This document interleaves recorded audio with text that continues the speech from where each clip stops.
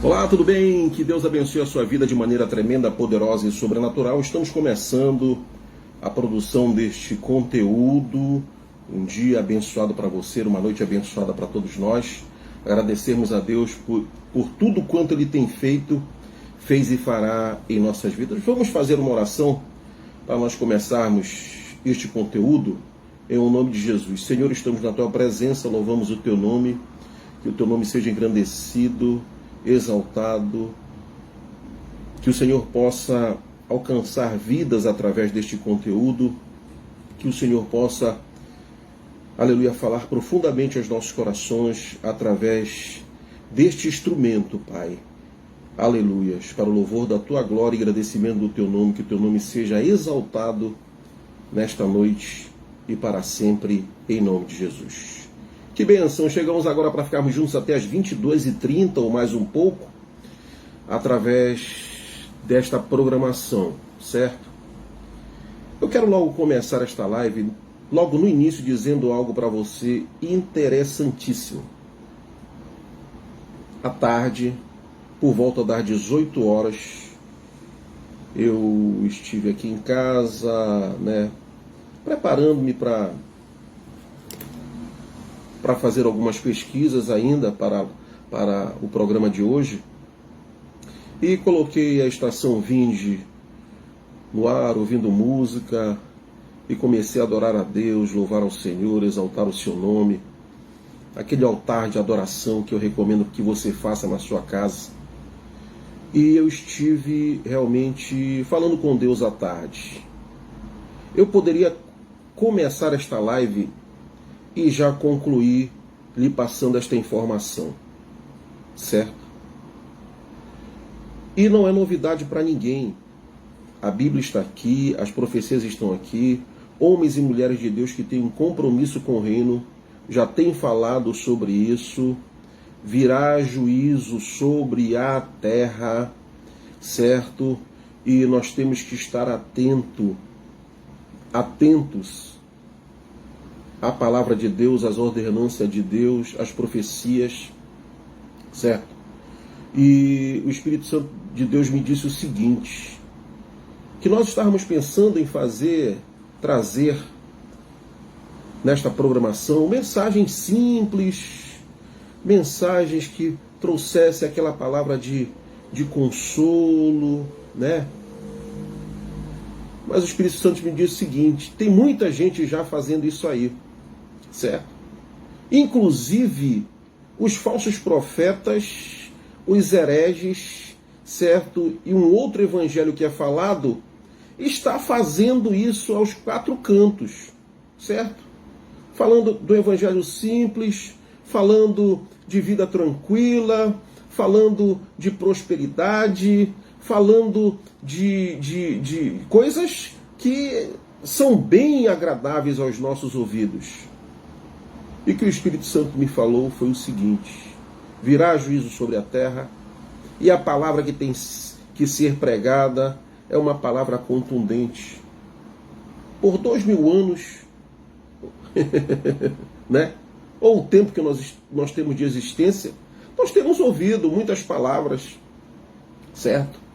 Muitas palavras, semelhante ao que Judá ouvia durante 23 anos, que Jeremias pregava, ouvia por mais tempo, certo? Os profetas, certo? A lei, os sábios, falando, advertindo, dizendo, arrependam-se, convertam-se dos seus maus caminhos, pois virá juízo sobre a terra. E nós já ouvimos, desde que eu me entendo, eu ouço, certo? De uma vida de paz, de alegria, de felicidade, né? Há pouco tempo com aqueles que são que pregam sobre a teologia da prosperidade, né? Pare de sofrer, né? É muita bênção, muito dinheiro, muita fortuna, carro do ano, etc e tal, entendeu? E Judá buscou isso. No momento em que o profeta, certo, Jeremias advertiu Judá, eles estavam olhando para a prosperidade da Babilônia. Eles estavam sedentos pela prosperidade que havia nas grandes metrópoles. E olha que Jerusalém era uma cidade bem estruturada. Uma cidade bem estruturada. E acima de tudo, tinha a presença de Deus, a glória de Deus, a provisão de Deus, né? Eles abandonaram tudo isso. Ouviram mensagens dos falsos profetas, ouviram mensagens de acordos humanos, ouviram mensagens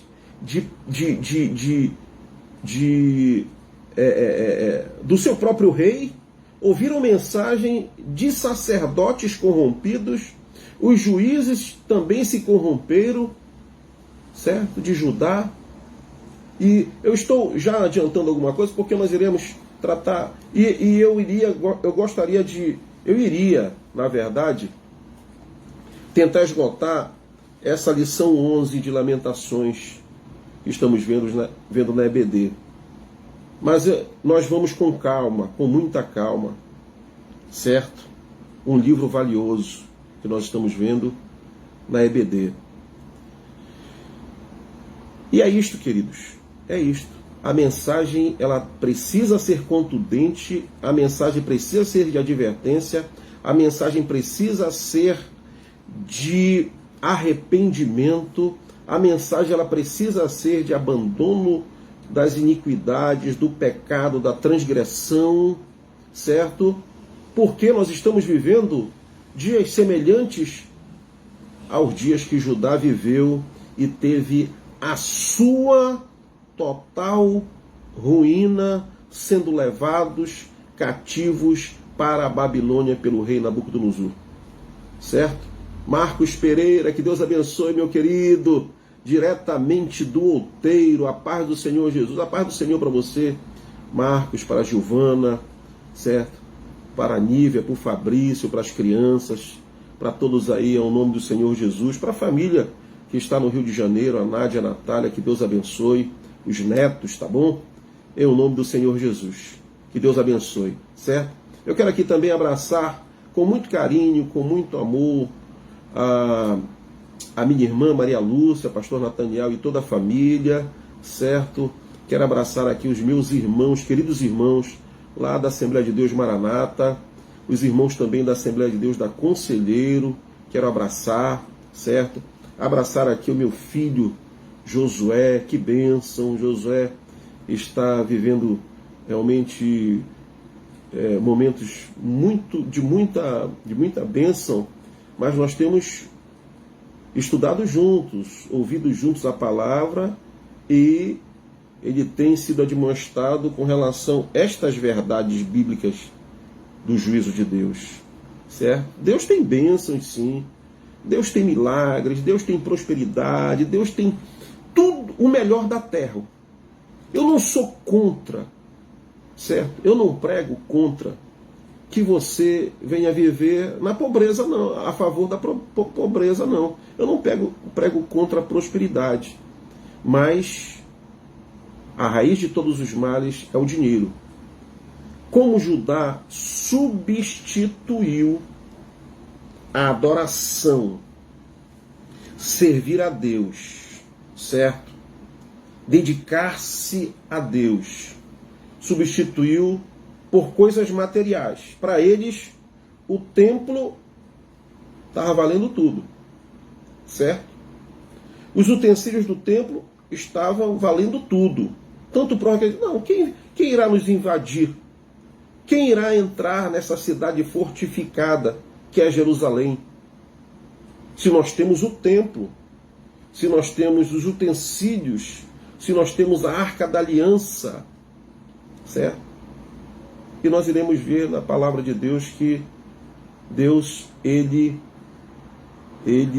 de fato rompeu com essa assembleia solene. Tanto prova que Nabucodonosor entrou e levou tudo.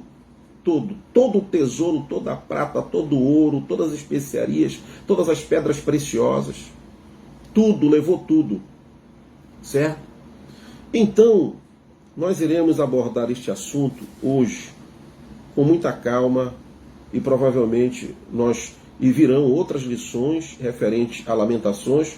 Nós vimos sobre Jeremias, agora estamos em Lamentações, e nós vamos ver com bastante tranquilidade este tema, para que você possa entender por que o juízo de Deus veio sobre Judá, Jerusalém, que era de fato, certo, uma nação segundo o coração de Deus, de adoração, de louvor, de celebração, certo?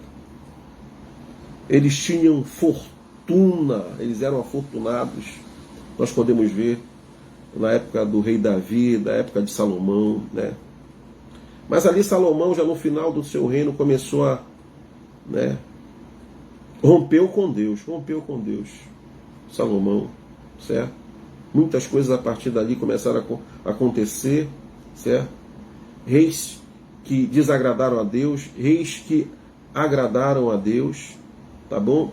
E é o exemplo de Zedequias, que realmente levou Judá e Jerusalém à ruína pelo pecado, pela transgressão, pelo erro,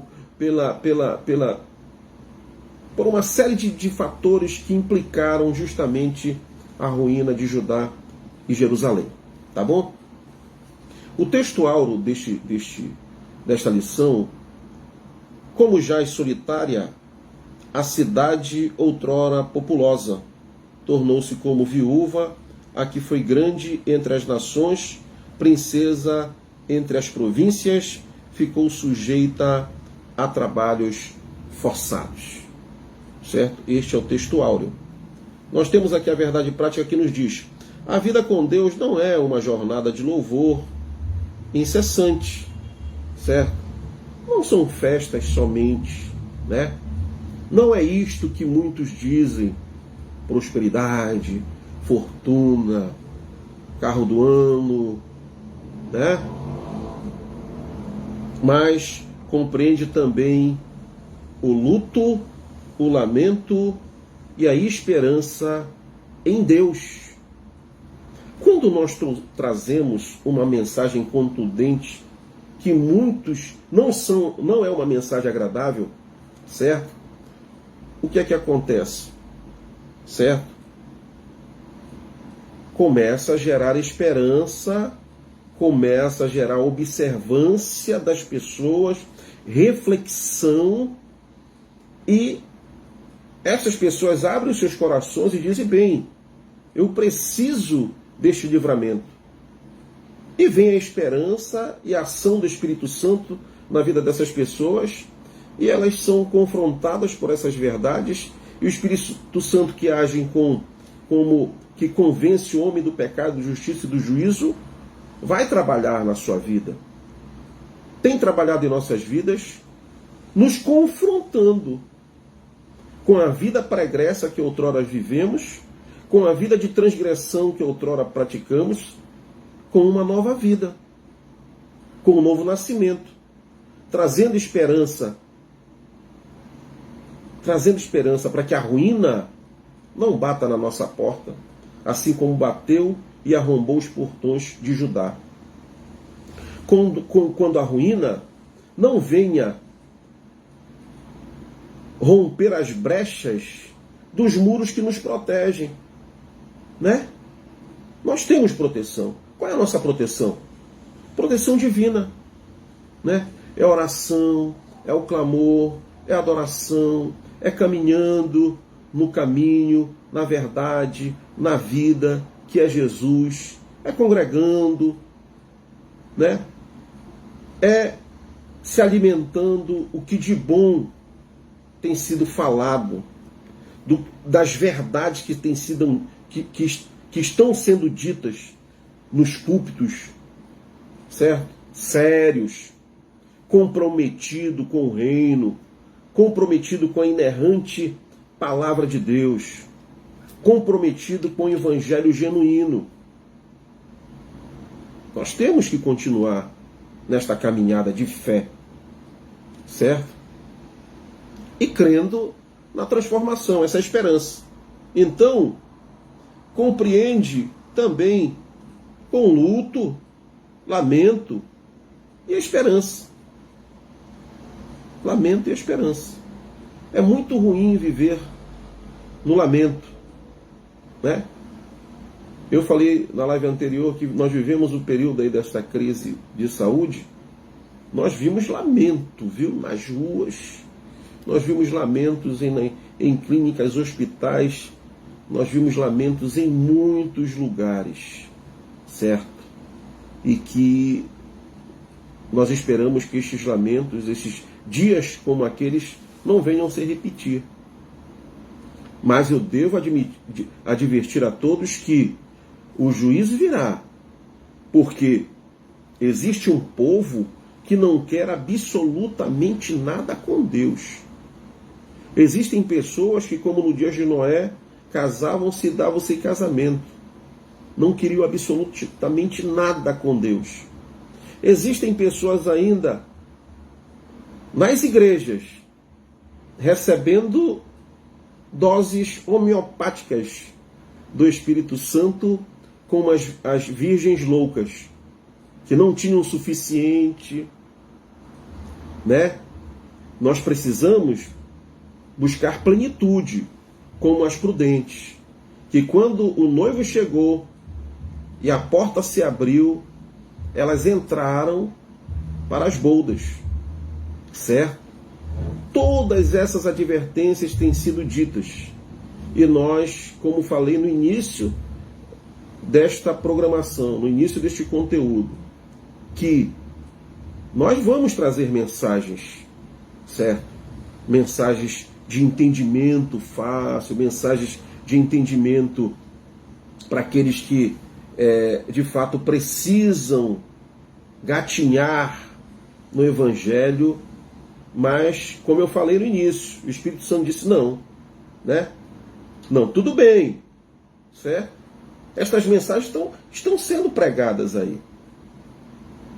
Agora não temos que deixar de trazer a mensagem de juízo, mensagem de condenação, mensagem que é exemplo do cativeiro de Babilônia, né? Para estas gerações tem um cativeiro que você não nem quer imaginar quanto pior é, certo? A eternidade sem Deus, sem paz e sem salvação, certo? No inferno. Tem que ser dito. Tem que ser dito. Certo? E muitos que estão já vivendo em cativeiro, em nossos dias, distantes de Deus. Certo? Distantes de Deus. Na luta, na aflição, na angústia e sem esperança, que é o pior de tudo.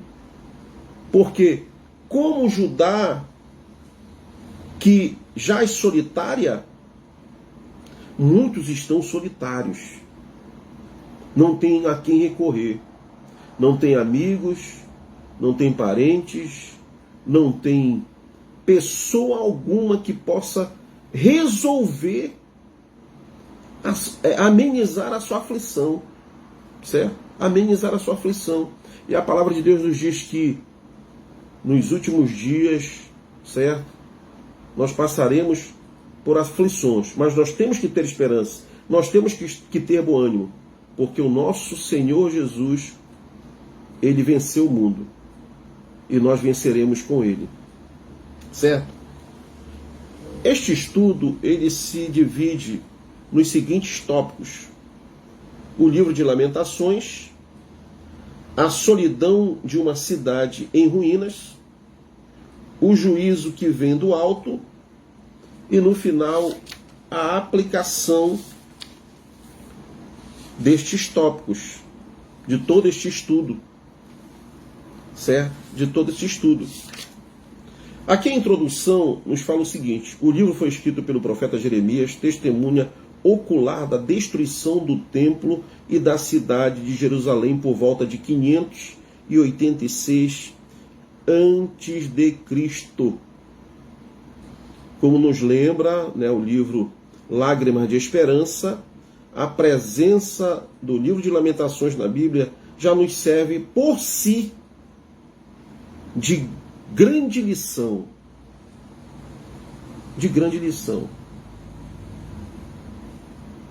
A observância, a reflexão, a análise, o estudo, certo?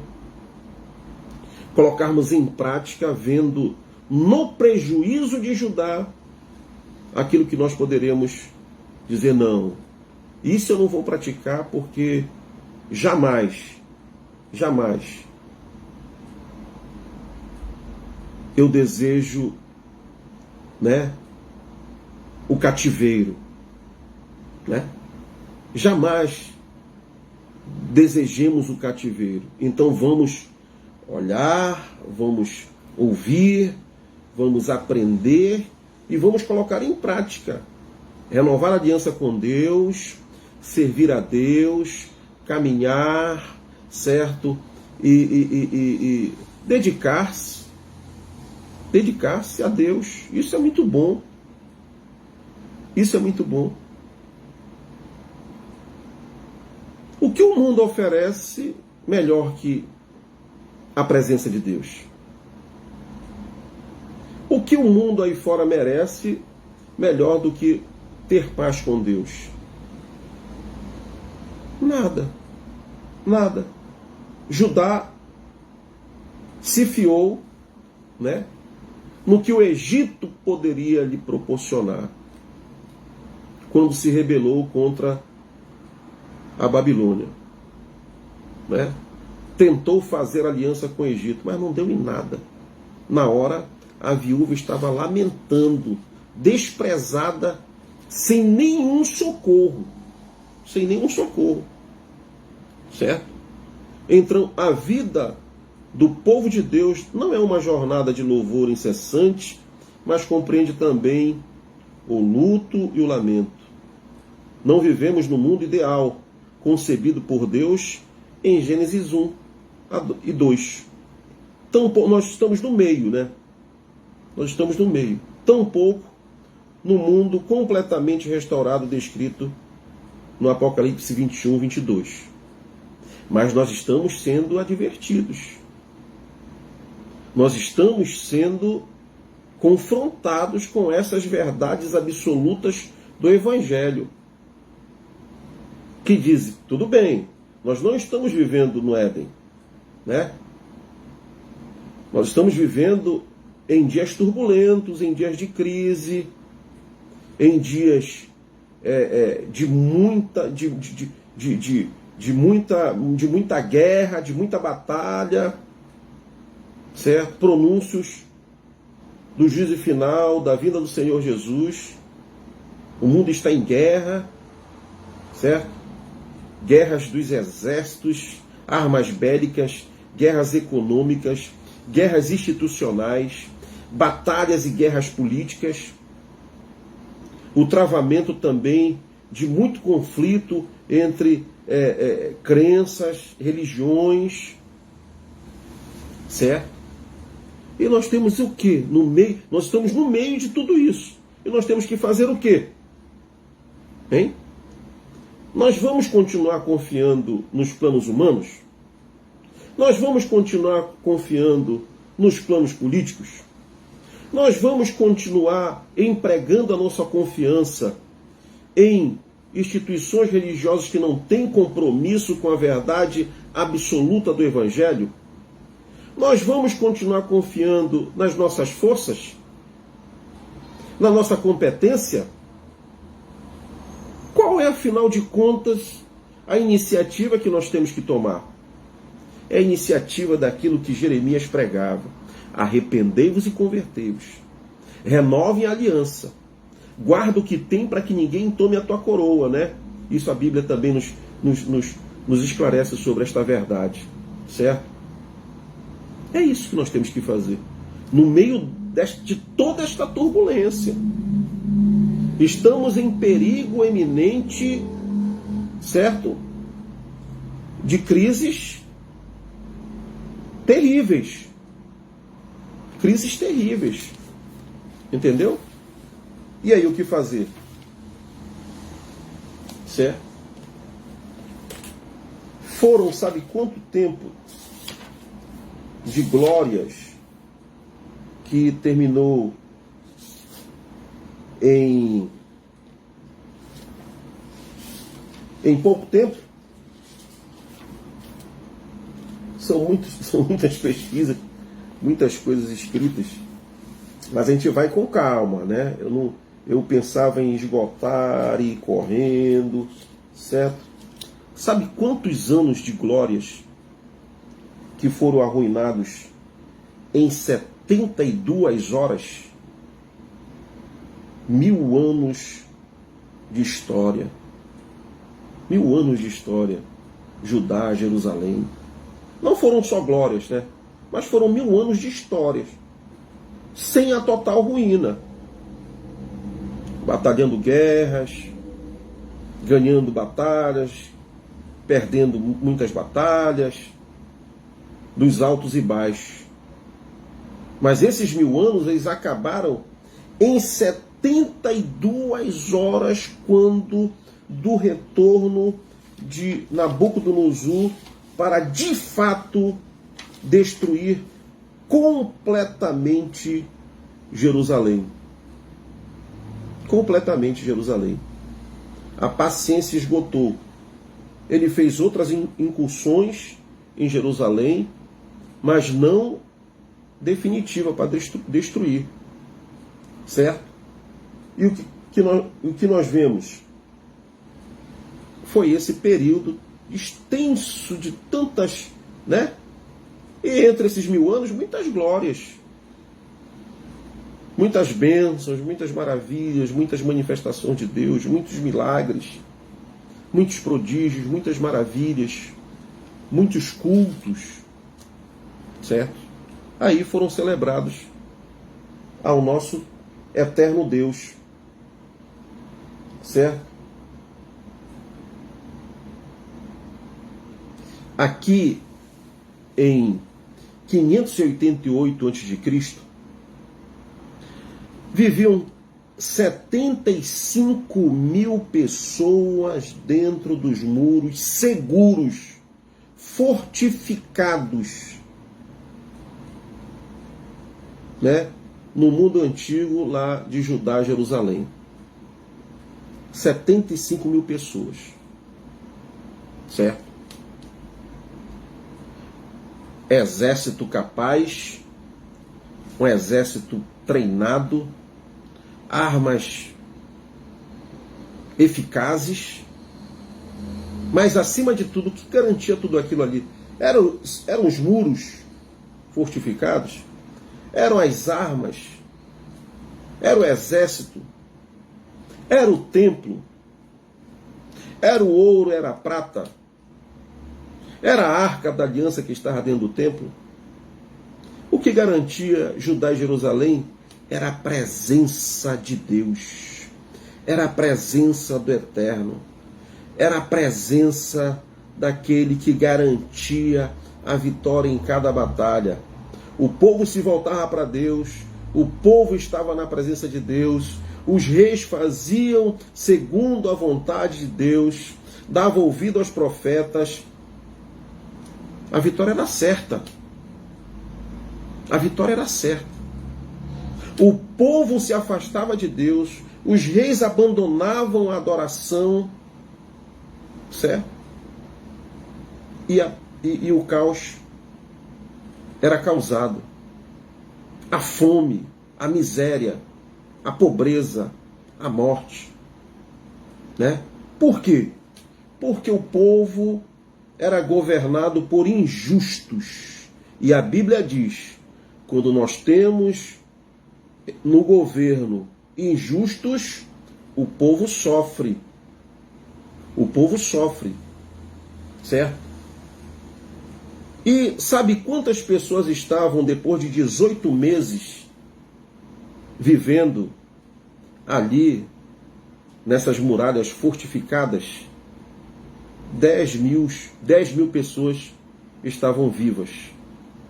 De 75 mil, reduziu para 10 mil pessoas. Isso parecia impossível. Jerusalém tinha muralhas de 12 metros de altura e 6 de largura.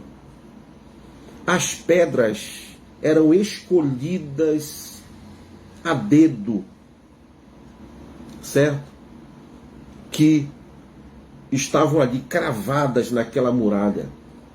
Elas eram consideradas intransponíveis, as muralhas de Jerusalém.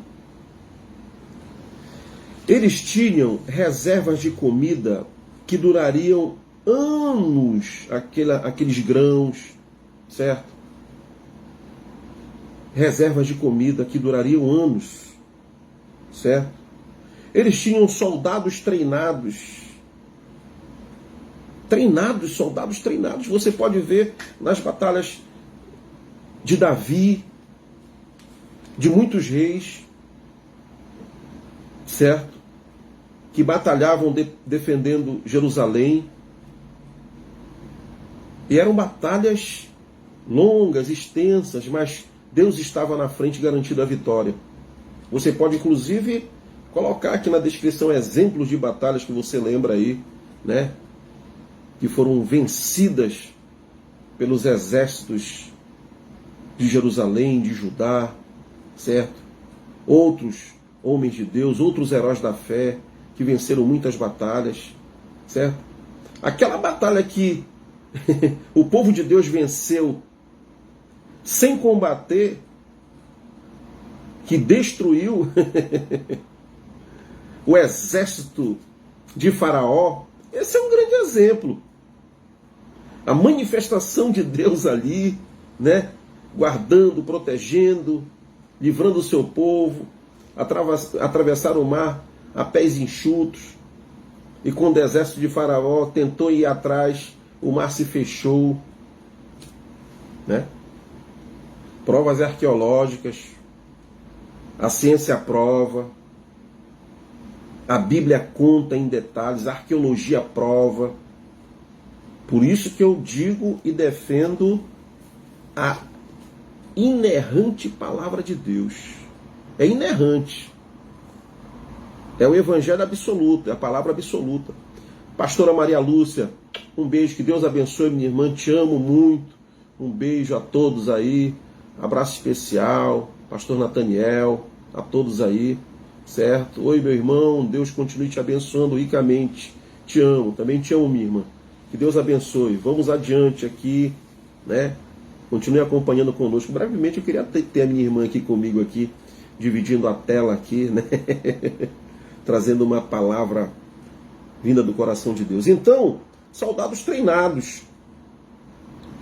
Como o rei babilônico conseguiu apagar uma história, uma cidade inteira em menos de 2 anos? Como foi que ele conseguiu esta proeza? Certo?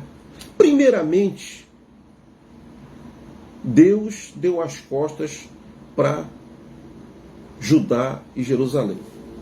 Por quê? Porque ele é mau? Porque ele é mau? Não. Eu dei exemplo da travessia do Mar Vermelho, eu dei exemplo da caminhada. Mesmo aquele povo murmurando que eles poderiam fazer aquele percurso em menos tempo, eles fizeram em 40 anos, por causa do coração duro. Por causa de que Deus mandava maná do céu num dia e dizia, não é preciso guardar, podem consumir que amanhã tem mais. Eles guardavam. Eles guardavam, não confiavam na promessa do Eterno, na palavra do Eterno. Certo? Então destruíram uma cidade em 2 anos. Judá, Jerusalém fortificada. A resposta não está na força e nem na estratégia do exército babilônico, certo? Nabucodonosor não atacou Jerusalém como outros conquistadores, não. Ele fez minuciosamente, foram 10 anos planejando todo este ataque. Só ele cercou, estudou aquela cidade, aquelas muralhas. Se eu não me engano, 2 dias ele foi para ali, olhou aquele muro. Onde é que tem rachadura? Onde é que tem uma frechazinha? Onde é que tem algum vestígio que pode ser ampliado? É o tentador, é o inimigo, né? Você está na presença, você está servindo, você está adorando, você está no caminho, mas o inimigo está ao derredor, vendo onde é a brecha para ele entrar. Certo? Métodos, certo? Nabucodonosor realmente atacou Jerusalém de maneira estratégica e principalmente com a aprovação de Deus, juízo de Deus. Ele aplicou um plano em estratégias militares, com estratégias militares. Todos os seus passos foram exatamente calculados. Todos os seus passos. O exército mais letal do mundo, o antigo exército da Babilônia, não usava somente a força bruta, certo? Nabucodonosor, ele comandou, o exército de Nabucodonosor, eram de 180.000 soldados treinados para a guerra, certo? Rigorosamente treinados. Eles demoliam cidades inteiras. Eles exterminavam cidades inteiras e os seus povos nas suas conquistas e nas suas batalhas. Certo?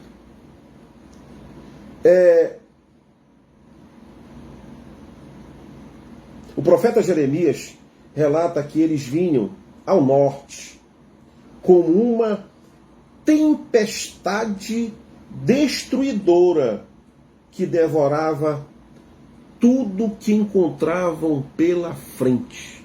Este era o exército da Babilônia. Certo?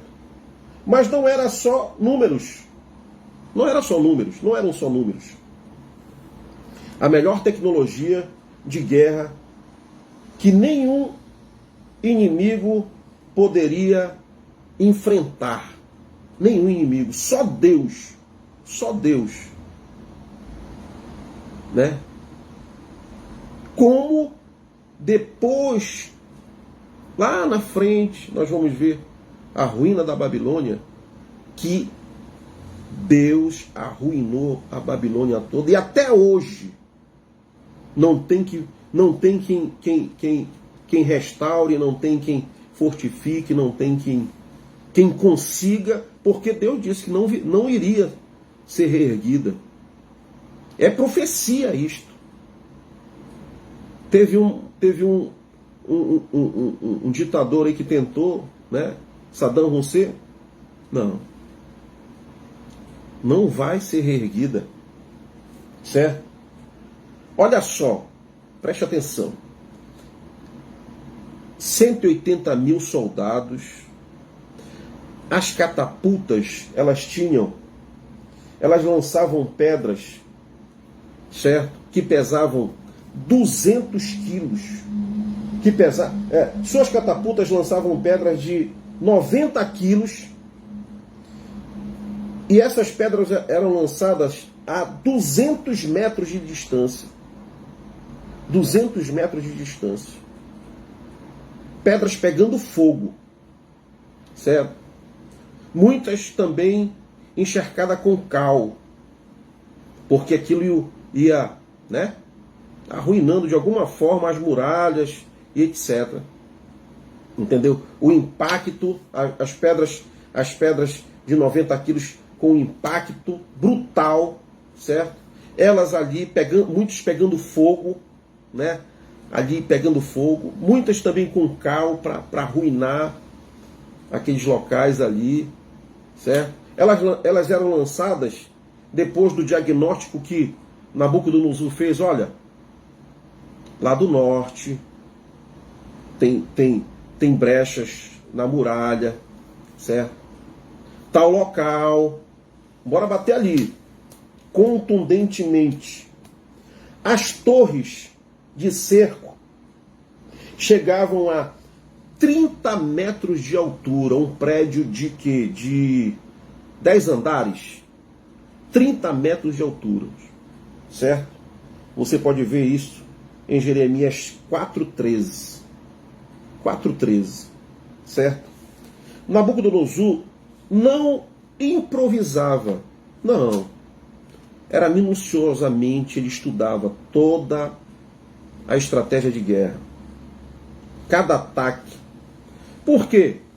Porque eram ataques precisos, porque já haviam sido testados em mais de 10 cidades conquistadas antes dele chegar em Judá, Jerusalém, e fazer esta conquista total, certo? Antes ele atacou Nínive, Arquelon, Laxis, todas caíram usando o mesmo método de guerra. Foram 20 anos, certo, que Nabucodonosor tentou destruir Jerusalém. Como falei anteriormente, ele fez outras incursões, mas não foi o ataque definitivo. O ataque definitivo foi este, certo? De 588. Só conseguiu depois que Deus permitiu. Deus está nos dando livramento, Deus está nos dando escape, Deus está nos dando a saída, Deus está nos advertindo, Deus está dizendo, como falei anteriormente, certo? A palavra ela tem que ser palavra que possam confrontar como nós estamos procedendo, como nós estamos vivendo, a nossa maneira de viver na contemporaneidade que está semelhante aos dias de Judá. Semelhante. Não está diferente. Certo? Quem tem dado crédito à nossa pregação? Quem tem dado crédito à mensagem de libertação? Vinde a mim, todos vós que estáis cansados e sobrecarregados, e eu vos aliviarei. Certo? Vinde a mim. Quem quer dar crédito a esta mensagem? Né? Achando que a vida está boa do jeito que vai, como Judá achava que a vida estava boa. Muitos foram levados para o cativeiro da Babilônia e outros ficaram lá em Judá e foram destruídos também pelas pestes, pelas pragas, certo? Então, Nabucodonosor só conseguiu a vitória depois que Deus permitiu. Jerusalém se negava a se encurvar à Babilônia, por dizia que o nosso Deus era maior do que, certo? E é de fato maior do que o rei da Babilônia, do que a Babilônia, do que o mundo, do que o tentador, do que o pecado, do que a transgressão. Ele é maior do que tudo aquilo que você possa imaginar, certo? E está pronto para nos dar livramento. E ainda nos garante vida eterna, onde não há gemidos, nem prantos, nem morte, nem ranger de dentes, mas desde que sejamos fiéis a Ele. Desde que sejamos fiéis a Ele. O golpe psicológico de 605 a.C. que Nabucodonosor ele deu em Jerusalém, certo? As suas tropas cercaram Jerusalém, mas não atacaram. Neste último cerco final, elas cercaram, mas não atacaram. Nabucodonosor, ele construiu uma outra muralha por fora da muralha de Jerusalém. O cerco dele foi muito eficaz. Tinha a muralha de Jerusalém, muitíssimo fortificada. Ele construiu uma outra muralha, certo? Ele levava o seu exército e o exército mudava de plantão para que ficassem o tempo todo de prontidão, certo? Nabucodonosor, ele tinha escavadores peritos. Sabe o que é escavador perito? É aquela pessoa que tinha perícia em chegar no muro, olhar e ver, tem ali alguns pozinhos ali, né, do muro, isso aqui está deteriorando. Então vamos começar a cutucar por aqui. Já pensou o que é isso? Quando eu estudei sobre todas essas verdades, eu digo, rapaz, o inimigo ele tem estratégias que você nem imagina, que você nem pensa. As estratégias do inimigo. Imagine para uma vida vulnerável sem Deus. Imagine para quem está distante do aprisco. Imagine para quem não dá crédito à palavra de Deus, às verdades absolutas do Evangelho. Certo? Então, Nabucodonosor, em um certo cerco, que nós podemos ver em Daniel 3:4, que não foi esse definitivo, ele pediu jovens da nobreza, certo? Para educar na Babilônia. Nabucodonosor também, ele arruinou a parte da educação da cidade, da cultura da cidade. Ele pegou muitos sábios e levou para um cativeiro posterior a este da ruína, certo? O rei Joaquim assim fez, achando que iria amenizar a ira de Nabucodonosor, certo? Em Daniel 1:3-4 nós podemos ver que nesta leva foram Daniel, Ananias, Misael e Azarias, os mais brilhantes de Jerusalém, ele levou para a Babilônia. Presta atenção. Com isso, Nabucodonosor, ele arruinou o futuro de Judá e de Jerusalém, das demais gerações. Nós não vemos isto aqui para nós. Nós não vemos isto de que governos injustos minando a educação do povo. Isso está distante de nós? Não. Por que eles não têm interesse que o povo se eduque, que o povo aprenda, que o povo sejam sábios? Por quê? Né? Porque um povo inculto é muito mais fácil manipular, jogar migalha, dar migalha. O povo aceita. O povo aceita. Certo? Muitos não têm o que cozinhar, mas muitos vão lá, governantes, dizem, não, eu vou te dar lenha para ti. Mas eu não tenho o que cozinhar, como é que tu está me doando a lenha para me cozinhar? Misericórdia, só tolos distante que caem nessas balelas, pelo amor de Deus, tá certo? Então, ele levou esses sábios para a Babilônia numa leva, garantiu que a próxima geração de gênios seria criada na Babilônia, certo? Entregando os jovens, Joaquim se declarou vassalo. Ele cedeu a um primeiro convencimento de Nabucodonosor, entregando jovens sábios. Ele logo se tornou vassalo de Nabucodonosor. Perdeu sua independência sem perceber. Sem perceber. Certo? 3 anos depois, Joaquim cometeu um outro erro que fez com que Nabucodonosor voltasse, justamente fizesse com muita fúria. Joaquim durou depois somente 3 meses no trono. Em março de 597 a.C., Nabucodonosor chegou pessoalmente com o seu exército completo. Desta vez, não havia negociação.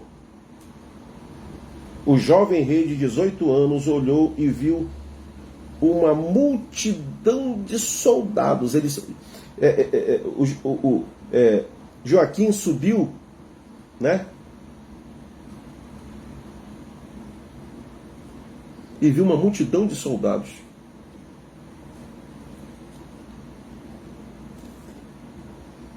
Segunda Reis 10, 11. Sim, este foi um cerco que ele se entregou. Ele se entregou. Este aqui foi Joaquim. Ele se entregou. Esse aqui não foi o definitivo. Certo?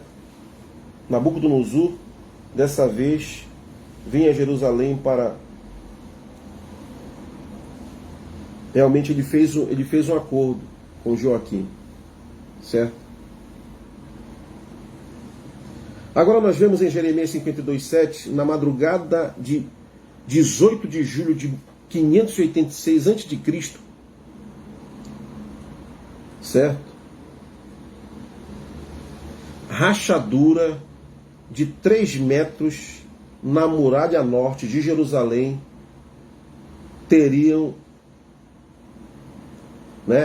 foram abertas. Conseguiram penetrar Jerusalém pela muralha norte, certo? Neste momento, né, aqui nessa situação, voltando aqui Joaquim, isso aqui foi um livramento, inclusive, certo? Ele se entregou, ele foi, se eu não me engano, ele ficou preso 37 anos lá. 37 anos. 37, que depois ele realmente foi solto, depois de toda a destruição de Jerusalém, porque todas as tentativas que o inimigo faz para destruir o povo de Deus, ele queria destruir a herança, a promessa, certo? Que viria do trono de Davi, certo? O Messias, o libertador de fato, né? E Joaquim é levado nessa conjuntura aqui. Tá bom? Então, nessa última investida de Nabucodonosor, que é a questão aqui da lição, né, para nós não fugirmos tanto, ele penetra Jerusalém. Penetra Jerusalém.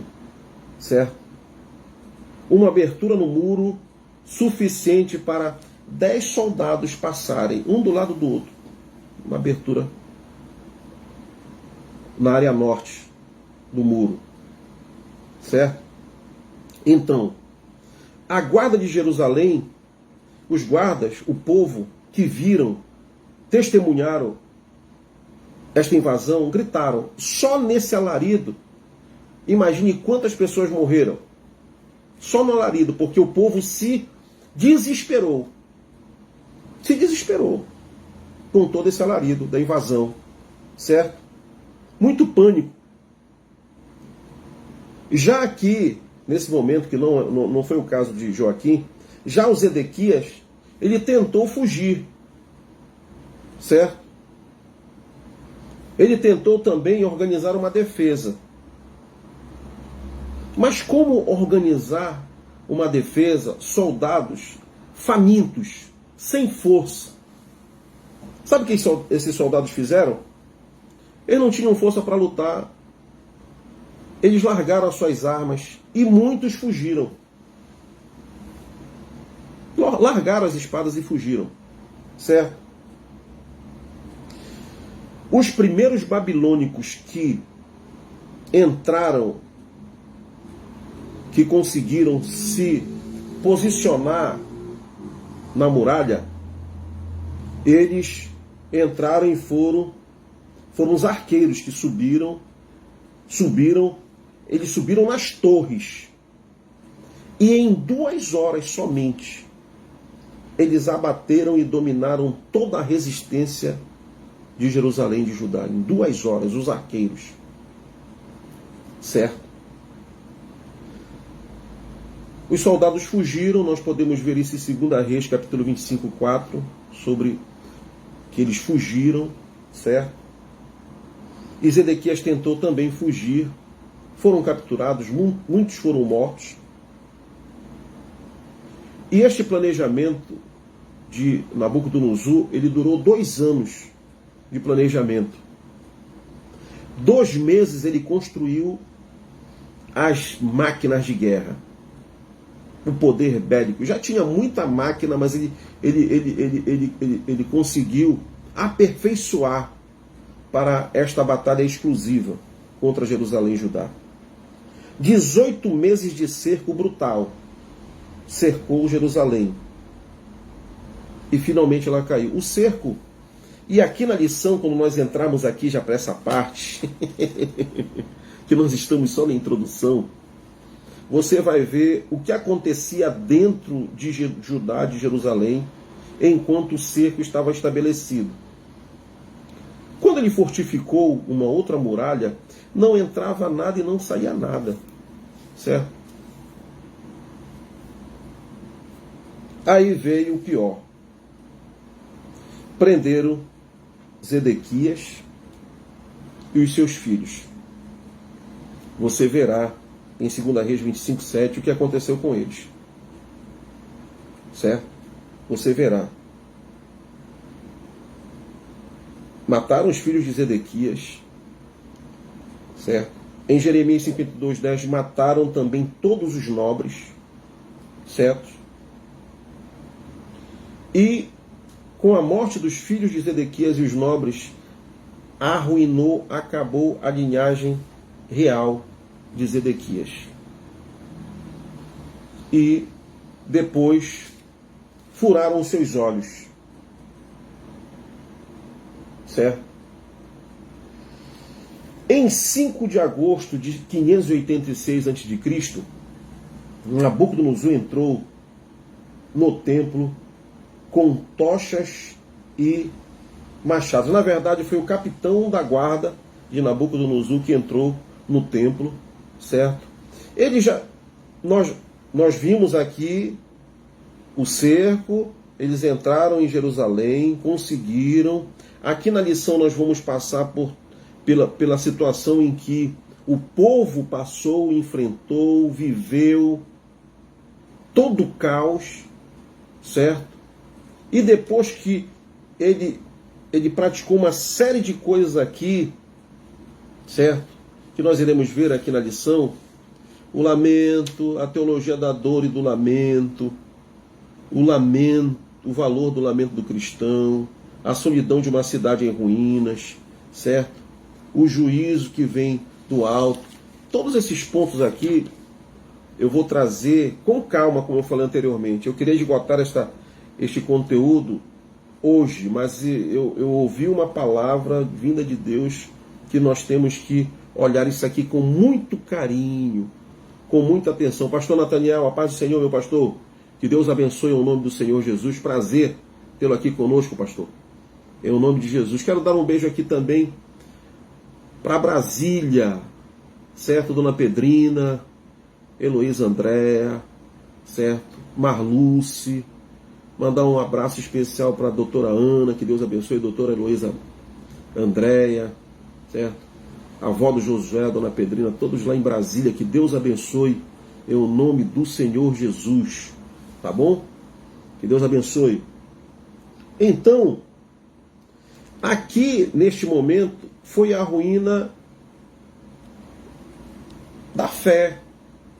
Abalou a estrutura, certo, da crença, dos valores, certo, divinos de Judá e Jerusalém.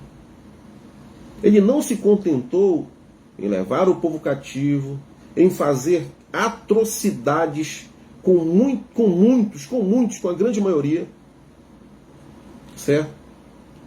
Deixa eu te trazer uma curiosidade. Como é que ele conseguia essas informações? Olha, o povo está morrendo de fome. Olha, acabou o alimento. Acabou os grãos. Não tem água. As mães estão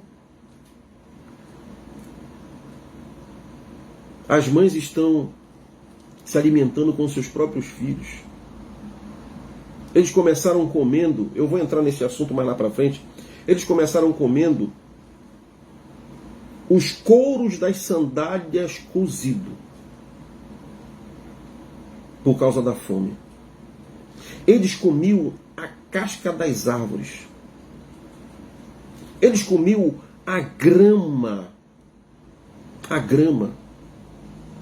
Depois, a calamidade tão grande, eles começaram a comer ratos e pombos. E depois praticaram o canibalismo. Praticaram o canibalismo.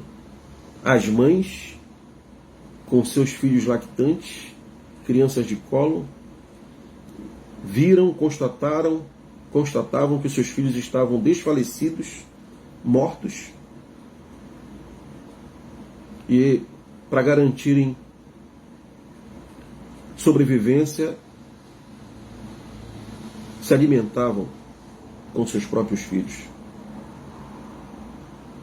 Os idosos desfaleciam, deitavam e não se levantavam mais. No meio dos escombros, muitos cadáveres, espalhados por toda a cidade. Fogo. Terrível se distanciar de Deus. Quebrar aliança com Deus é terrível. Terrível. Certo? Então, esta parte do templo, eles saquearam tudo. Tudo que você possa imaginar, eles saquearam. Roubaram tudo. E o pior de tudo, que esse tesouro, este ouro, esta prata, estes diamantes, os linos, os cedros, eles ornaram os templos dos seus deuses. Os templos dos seus deuses. Olha o quanto é grave. Olha o quanto é grave aonde Deus não está presente e não recebe mais adoração. Olha o quanto é grave as assembleias solenes e o que estes que praticam assembleias solenes transformam o lugar que outrora era lugar de adoração, lugar de milagre, lugar de manifestação, lugar de louvor, lugar de adoração, né? É o afastamento, é a quebra da aliança com Deus. E eu devo dizer a você que na nossa conjuntura existem muitos lugares que Deus não está mais presente. Não está presente, não está presente. E o que é que se prevalece nesses lugares? A manifestação do inimigo, e algumas coisas ainda acontecem, mas é a intervenção do inimigo. Porque o que ele prometeu lá para Jesus no penáculo do templo? Me adora, se prostra aí, certo? É só uma prostração. Eu te darei todos os reinos da terra que me forem entregues. Por isso que o perigo iminente do amor ao dinheiro é a raiz de todos os males. Por isso que o perigo eminente daqueles que buscam somente riqueza e prosperidade com teologias demoníacas, satânicas, estão em perigo iminente de uma eternidade sem Deus, sem paz e sem salvação. É a verdade. Essa é uma realidade profunda. Certo?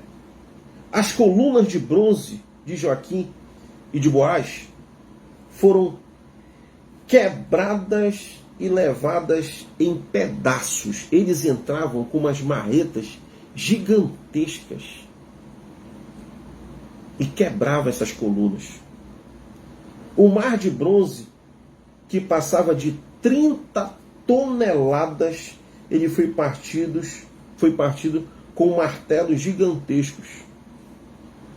Você pode constatar isso em Jeremias 52, 17. Todas essas menções bíblicas eu ia fazer a leitura, mas ia ficar muito extenso esse material. Eu já estou indo para... Já passei das 11 horas. E entregaram, olha só,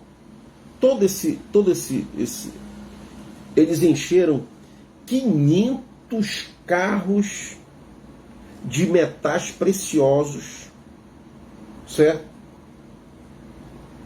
Um comboio que tinha uma extensão de 15 quilômetros, o comboio cheio de pedras preciosas, certo? Ele roubou, ele saqueou da cidade 400 anos de que o povo juntou esta riqueza. 400 anos juntando, né, ali, né, que fazia parte do tesouro nacional, que fazia parte da riqueza dos comerciantes, dos nobres, certo? Que estavam lá no templo. Foram 400 anos. No templo tinha 650 toneladas de ouro puro no templo, nas paredes. Inclusive, o templo ele era revestido por fora, que era, quando se aproximava do templo, na luz do dia, o sol, não ficava difícil olhar, afetava até a vista da pessoa, certo? Da luminosidade do revestimento do templo. 130 toneladas de pratas, muitos utensílios, pedras, marfim, eles saquearam do templo. Então nós nos estendemos mais de 1 hora trazendo esta palavra e nós não entramos na lição ainda, certo? Nós não entramos na lição ainda. E nós vamos aproveitar e minuciosamente estudar Lamentações. É difícil você ouvir pregações sobre lamentações. Por quê? Por que é difícil? Porque é uma mensagem que ninguém quer ouvir. Ninguém quer ouvir essa mensagem. O povo ele cria os seus gurus, né?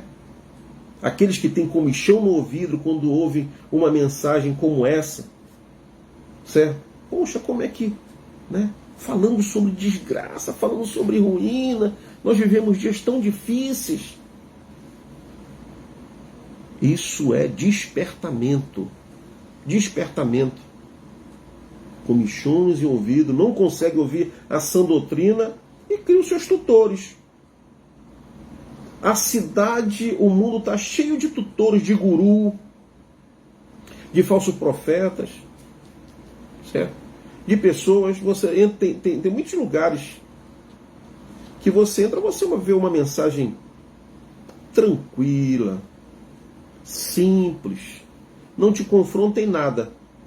Você pode ir nas reuniões, sair das reuniões, continuar vivendo a sua vida que não modifica em nada, certo? Nesse momento o tentador entra e vai dando ele dá com a direita, quando você se espantar, ele arranca tudo com a garra esquerda, ele tira tudo, ele arranca tudo, certo? Chegamos no final desta programação. Que Deus nos abençoe de maneira tremenda, poderosa e sobrenatural. Vamos fazer uma oração. Senhor, estamos na Tua presença. Queremos te adorar, queremos te agradecer, queremos te louvar por estas verdades, Senhor. Deus, queremos aqui renovar o nosso pacto com o Senhor, renovar a nossa aliança com o Senhor. Nos arrependemos das nossas transgressões, dos nossos maus caminhos, pedimos perdão dos nossos pecados, Pai. E pedimos que o Espírito Santo nos conduza na verdade, nos convença a cada dia do pecado e da justiça e do juízo, e que nós tenhamos esta capacidade gloriosa de reconhecer os nossos erros e voltar ao primeiro amor, para que nós não venhamos passar por terrível calamidade, terrível lamento, terrível dor, terrível provações, e que no dia do juízo nós possamos estar do teu lado direito e o Senhor diga: vinde benditos de meu Pai, possuir por herança o que está pronto, o que está preparado desde a fundação do mundo. Em o nome de Jesus. É o que eu te peço hoje e sempre. Amém. Que Deus abençoe. Ao Deus eterno, imortal e invisível, honras e glórias pelos séculos dos séculos. Amém. Que Deus abençoe. Em nome do Senhor Jesus.